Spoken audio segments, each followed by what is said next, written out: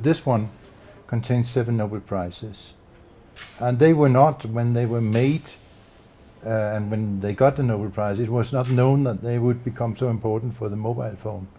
But eventually all of this technology comes together and forms something that can make a huge difference worldwide. La ciencia en palabras de Morten Meldal, Premio Nobel de Química. It's actually the unexpected things that give us the great results. And that means that not even the research scientists themselves will know what is going to make the huge difference in the future. And if we don't allow this kind of diversification into unknown areas for the researchers, we won't get those things that will actually solve our problem in the end. I think the scientific world is by no means rigid. Scientific world is, for me, very much like arts, actually.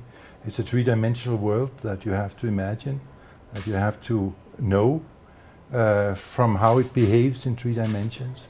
So it's a really creative world, the chemistry world in particular, but the scientific world in general. Students, in particular in science, it's important that you have a stamina, that you keep on going, because it's never going to succeed the first time. And also you should have courage. If you really dedicate yourself to the science, this is one of the most rewarding occupations you can have in this world. If you want to be a scientist, you need to address the totality. You need to see this as an existential thing. We are here, and the way we work together with our surroundings, which is what will allow us eventually to sustain as a species, as human beings, even though we are creating a lot of problems now. I think that the existentialism of chemistry and physics is very, very important to understand the importance of.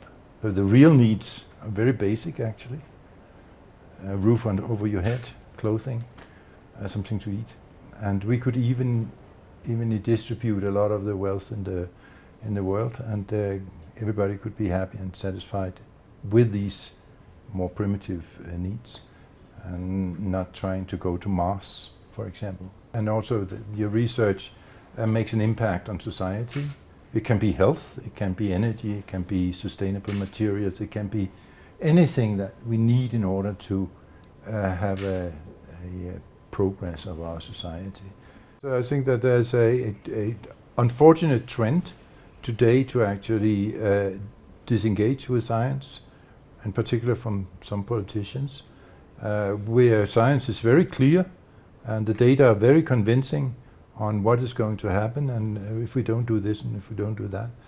But I still have confidence that human nature is strong and will eventually prevail, and that we will actually find ways to communicate and collaborate across borders of science, across borders of countries and political systems, to eventually become a global world that takes care of this world. So click chemistry is a novel kind of chemistry which provides an opportunity we haven't had with the previous existing chemistries, and that is that we can take something which is very fragile and then we can very carefully just glue it together so that we get the functionality of both parties. So this means that we, just like Lego, we can build our large molecular architectures with click chemistry. And click chemistry is also green, because click chemistry can be carried out in water, and it can be carried out with very, very small amount of the catalyst that is used. So you just have these 2 functional groups that is on your molecules, and you add a tiny, tiny, tiny amount of the catalyst, and it's already enough that they will find each other and will click together and form very cleanly, compared to other chemistries, extremely cleanly, just 1 molecule. I don't think artificial intelligence is this danger going to take over the Earth, but it could be a real danger in human fate when you let artificial intelligence decide on warfare. So this is where I think that artificial intelligence should be regulated globally, but not in the use in science. It's a fantastic tool because artificial intelligence has the ability to reveal data that we don't see ourselves. It will reveal interactions that we don't know what they are. We can have calculations where we go a million wrong.